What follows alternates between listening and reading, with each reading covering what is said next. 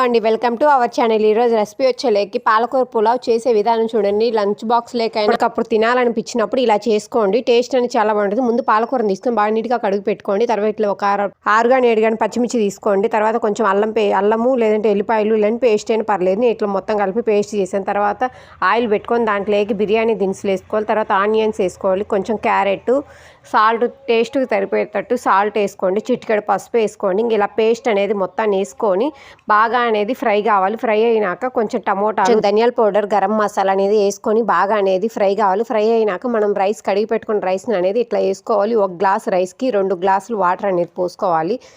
పొల్లుగా taste అనేది చాలా బాగుంటుంది. మీరు కూడా ఒకసారి ఇలా ట్రై చేయండి, బాగుంటుంది. పిల్లలు ఎంతో ఇష్టంగా తింటారు. తినని వాళ్ళు కూడా ఇట్లా అనేది బాగా తింటారు. చూడండి, ఇట్లా 4 విజిల్స్ వచ్చాక ఇట్లా ఓపెన్ చేసి చూస్తే చూడండి రెడీ అయిపోయింది మన పులావ్ అనేది. టమాటాకైనా రైతాకైనా సూపర్ ఉంటుంది. మీరు కూడా ట్రై చేయండి. ఎలా వచ్చిందో కామెంట్ సెక్షన్లో కామెంట్ చేయండి. నా వీడియో నచ్చితే ఒక లైక్